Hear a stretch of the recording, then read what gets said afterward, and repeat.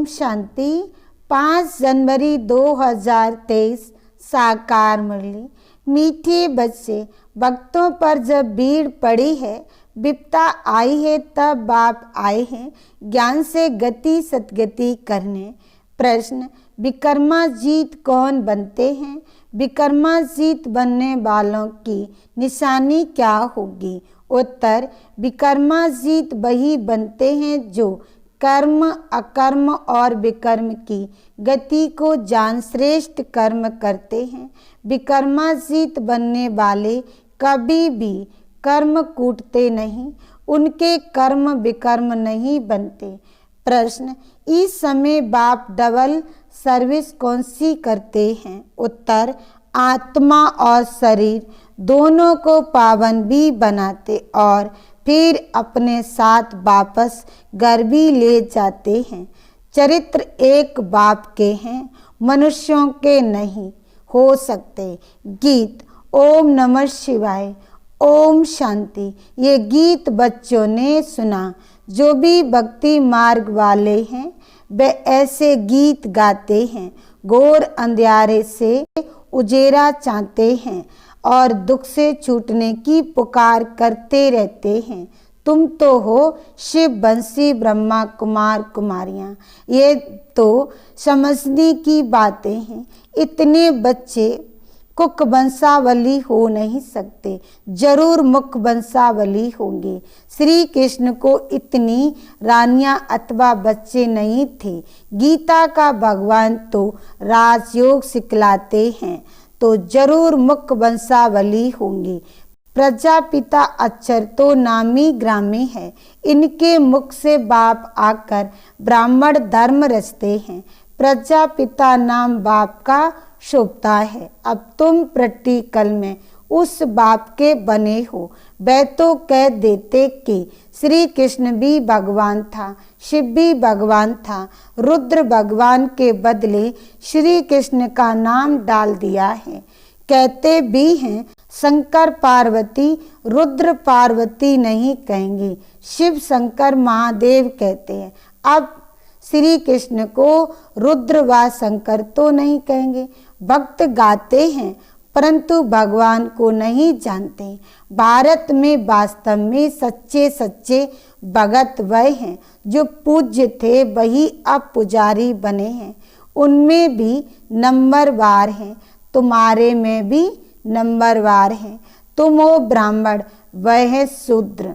देवता धर्म वाले ही बहुत दुखी होते हैं, क्योंकि उन्होंने बहुत सुख भी देखे हैं। अब तुम्हारा दर दर भटकना बंद हो गया है आधा कल्प के लिए।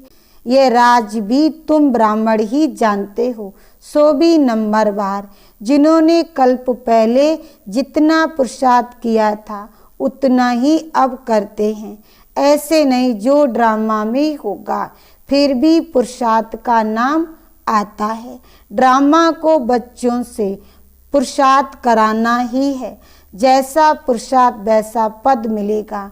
हम जानते हैं कल्प पहले भी ऐसा पुरुषार्थ किया था, ऐसे सितम हुए थे, यज्ञ में विघ्न पड़े थे। तुम बच्चे जानते हो बाबा फिर से आया हुआ है। कल्प पहले भी इसी समय आया था, जबकि अंग्रेजों का राज था, जिन्हों से कांग्रेस ने राज्य लिया, फिर पाकिस्तान हुआ। एक कल्प पहले भी हुआ था। गीता में यह बातें नहीं हैं। आखिरी समझ जाएंगे कि बरोबर अब वही समय है। कोई कोई समझते हैं कि ईश्वर आ गया है। जब माहवारी लड़ाई लगी थी तो भगवान आया था। कहते ठीक है, सिर्फ नाम बदल दिया है। रुद्र नाम लेवे तो भी समझे कि ठीक है। रुद्र ने यज्ञ रचा था जिससे दुनिया की विपदा टली थी। यह भी धीरे धीरे तुम्हारे द्वारा पता लग जाएगा। इसमें अभी समय पड़ा है, नहीं तो यहाँ ऐसे भीड़ मच जाए जो तुम भी पढ़ नहीं सको। यहाँ भीड़ का कायदा नहीं है, गुप्त बेस में काम चलता रहेगा। अब कोई बड़ा आदमी यहाँ आए तो कहेंगे इनका माथा खराब है, ये तो बाप तुम बच्चों को पढ़ा रहे हैं। देवता धर्म तो भगवान आकर रचेगा ना। अब वह आया है नई दुनिया रचने, भक्तों की भीड़ विपदा उतारने। विनाश के बाद तो कोई दुख नहीं होगा, वहाँ सत्य में भक्त होते नहीं, ना कोई ऐसे कर्म करेंगे जो दुखी हों। बम्बई से रमेश भाई का फोन आया। बाप दादा चले आते हैं तो बच्चे उदास होते हैं। जैसे स्त्री का पति विलायत में जाता है तो याद में रो पड़ती है। वह है जिस्मानी संबंध, यहाँ बाबा के साथ रूहानी संबंध है।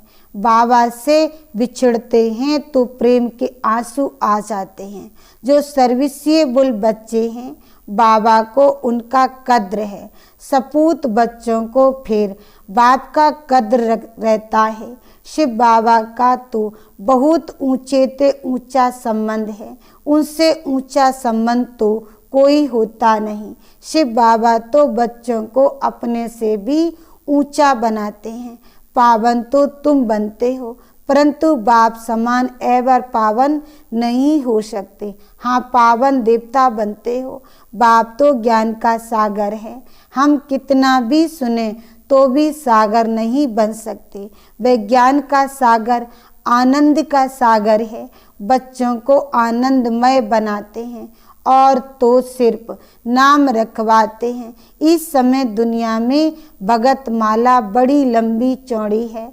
तुम्हारी है 16,108 की माला। भगत तो करोड़ों हैं। यह भक्ति की बात नहीं, ज्ञान से ही सतगति होती है। अब तुमको भक्ति की जंजीरों से छुड़ाया जाता है। बाबा कहते हैं सब भक्तों पर जब भीड़ होती है तब मुझे आना पड़ता है। सभी की गति सदगति करने स्वर्ग के देवताओं ने जरूर ऐसे कर्म किए हैं, तब इतना ऊंच पद पाया है। कर्म तो मनुष्य के चले आते हैं, परंतु वहाँ कर्म कूटते नहीं, यहाँ कर्म विकर्म बनते हैं। क्योंकि माया है, वहाँ माया होती नहीं। तुम विकर्मा जीत बनते हो। जिन बच्चों को अभी कर्म अकर्म और विकर्म की गति समझाता हूँ, वही विकर्मा जीत बनेंगे। कल्प पहले भी तुम बच्चों को राजयोग सिखाया था, वही अब भी सिखला रहा हूँ। कांग्रेसियों ने अंग्रेजों को निकाल राजाओं से राजाई छीन ली और राजा नाम ही गुम कर दिया। 5000 वर्ष पहले भारत राजस्थान था, लक्ष्मी नारायण का राज था, देवताओं का राज था तो परिस्थान था। जरूर उनको भगवान ने राजयोग सिखाया होगा, तब उनका नाम भगवती भगवान पड़ा। परंतु अभी अपने में ज्ञान है तो हम भगवती भगवान नहीं कह सकते, नहीं तो यथा राजा रानी तथा प्रजा भगवती भगवान होने चाहिए, परंतु ऐसे हो नहीं सकता। लक्ष्मी नारायण का नाम ही प्रजा में कोई अपने ऊपर रख ना सके, लॉ नहीं है। विलायत में भी राजा का नाम कोई अपने ऊपर नहीं रखेंगे, उनकी बहुत इज्जत करते हैं। तो बच्चे समझते हैं 5000 वर्ष पहले बाप आया था, अब भी बाप आया है दैवी राजस्थान स्थापन करने। शिव बाबा का आना भी अब हुआ है। वह है पांडवों का पति, ना कि श्री कृष्ण। बाप पंडा बनकर आया है वापस ले जाने के लिए और नई सतयुगी दुनिया रचने के लिए। तो जरूर ब्रह्मा द्वारा ही ब्राह्मण रचेंगे। मुख्य गीता को ही खंडन कर दिया है। अब बाप समझाते हैं मैं श्री कृष्ण नहीं हूँ, मुझे रुद्र बा सोमनाथ कह सकते हैं। तुमको ज्ञान सोमरस पिला रहा हूँ, बाकी लड़ाई आदि की कोई बात नहीं। तुमको योग बल से राजाई का मक्खन मिल जाता है, श्री कृष्ण को मक्खन जरूर मिलता है। यह है श्री कृष्ण के अंतिम जन्म की आत्मा। इनको ब्रह्मा सरस्वती को भी बाप ऐसे कर्म सिखला रहे हैं जो भविष्य में लक्ष्मी नारायण बन जाते हैं। ये लक्ष्मी नारायण ही छोटेपन में राधे कृष्ण हैं, इसलिए लक्ष्मी नारायण के साथ राधे कृष्ण का भी चित्र दिया है। बाकी इनकी कोई बड़ाई नहीं है। चरित्र है एक गीता के भगवान का। वह शिव बाबा बच्चों को भिन्न भिन्न साक्षात्कार कराते हैं। बाकी मनुष्य के कोई चरित्र नहीं है। कृष्ण आदि ने भी आकर धर्म स्थापन किया, सो तो सभी को अपना पाठ बजाना ही है। इसमें चरित्र की कोई बात नहीं। वह कोई को गति दे न सके। अब बेहद का बाप कहते हैं कि मैं तुम बच्चों को डबल सर्विस करने आया हूँ, जिससे तुम्हारी आत्मा और शरीर दोनों पवित्र हो जाएंगे। सभी को वापस घर मुक्ति धाम ले जाता हूँ, फिर वहाँ से अपना अपना पाठ बजाने आएंगे। कितना अच्छी रीत बच्चों को समझाते हैं। इन लक्ष्मी नारायण के चित्र पर समझाना बड़ा सहज है। त्रिमूर्ति और शिव बाबा का चित्र भी है। कोई कहते हैं त्रिमूर्ति ना हो, जैसे कोई कहते हैं श्री कृष्ण के चित्र में 84 जन्मों की कहानी ना हो। लेकिन हम तो सिद्ध करके बताते हैं, जरूर पहले नंबर वाले श्री कृष्ण को सबसे जास्ती जन्म लेने पड़ेंगे। नई नई पॉइंट रोज आती हैं, परंतु धारणा भी होनी चाहिए। सबसे सहज है लक्ष्मी नारायण के चित्र पर समझाना। मनुष्य थोड़ी कोई भी चित्र का अर्थ समझते हैं, उल्टा सुल्टा चित्र बना देते हैं। नारायण को 2 भुजाएं तो लक्ष्मी को 4 भुजाएं दे देते हैं। सत्य में इतनी भुजाएं होती नहीं। सूक्ष्म वतन में तो है ही ब्रह्मा विष्णु शंकर, उन्हों को भी इतनी भुजाएं हो नहीं सकती। मूल वतन में है ही निराकारी आत्मा। फिर ये 8-10 भुजा वाले कहाँ के रहने वाले हैं? मनुष्य सृष्टि में रहने वाले पहले पहले हैं लक्ष्मी नारायण 2 भुजा वाले, परंतु उन्हों को 4 भुजाएं दे दी हैं। नारायण को सांवरा तो लक्ष्मी को गोरा दिखाते हैं, तो उनके जो बच्चे होंगे वे कैसे और कितनी भुजा वाले होंगे? क्या बच्चों को 4 भुजा, बच्ची को 2 भुजा होंगी क्या? ऐसे ऐसे प्रश्न पूछ सकते हो। बच्चों को समझाया है, हमेशा ऐसे समझो कि हमको शिव बाबा मुरली सुनाते हैं, कभी ये ब्रह्मा भी सुनाते हैं। शिव बाबा कहते हैं मैं गाइड बनकर आया हूँ, ये ब्रह्मा है मेरा बच्चा बड़ा। कहते हैं त्रिमूर्ति ब्रह्मा, त्रिमूर्ति शंकर बा विष्णु नहीं कहेंगे, महादेव शंकर को कहते हैं। फिर त्रिमूर्ति ब्रह्मा क्यों कहते? इसने प्रजा रची है, तो यह उनकी शिव बाबा की वर्णी युगल बनते हैं।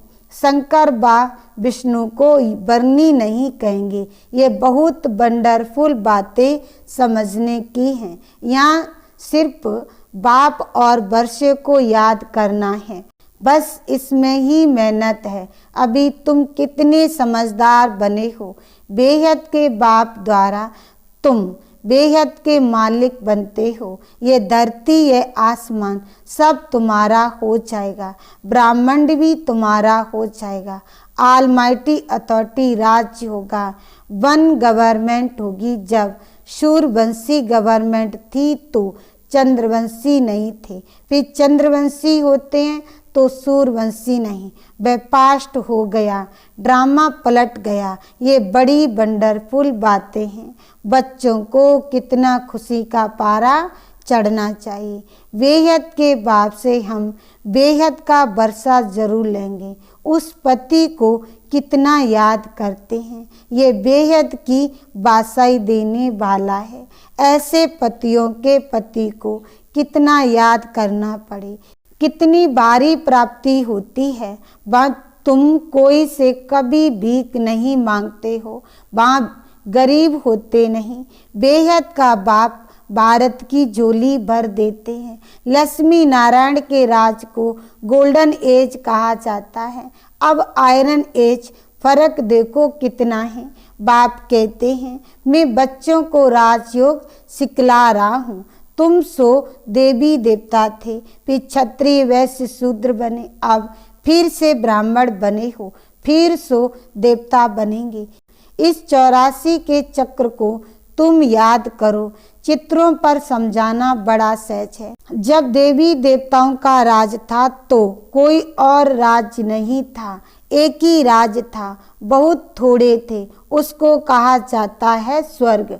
वहाँ पवित्रता भी थी, सुख शांति भी थी। पुनर्जन्म लेते लेते नीचे आए हैं, 84 जन्म भी इन्होंने लिए हैं। यही तमो प्रधान बन जाते हैं, फिर इन्हों को ही सतो प्रधान होना है। सतो प्रधान कैसे बने, जरूर सिखलाने वाला चाहिए। शिव बाबा सिवाय बाप के कोई सिखला ना सके। तुम जानते हो, शिव बाबा इनके बहुत जन्मों के अंत में इनमें प्रवेश करते हैं।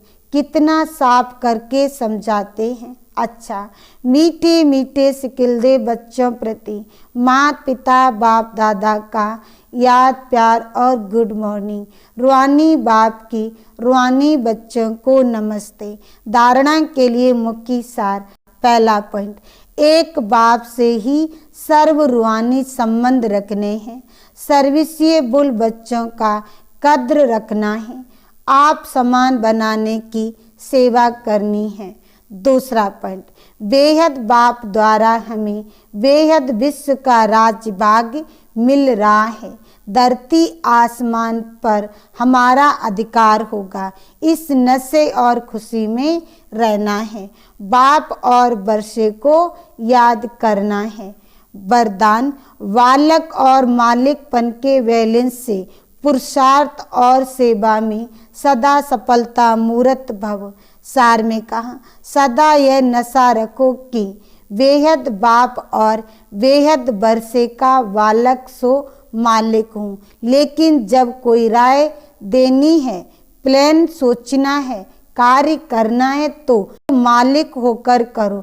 और जब मेजॉरिटी द्वारा या निमित्त बनी आत्माओं द्वारा कोई भी बात फाइनल हो जाती है तो उस समय बालक बन जाओ।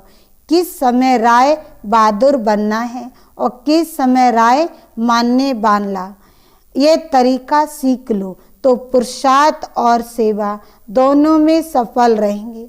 स्लोगन, निमित्त और निर्माण चित्त बनने के लिए मन और बुद्धि को प्रभु अर्पण कर दो। ओम शांति।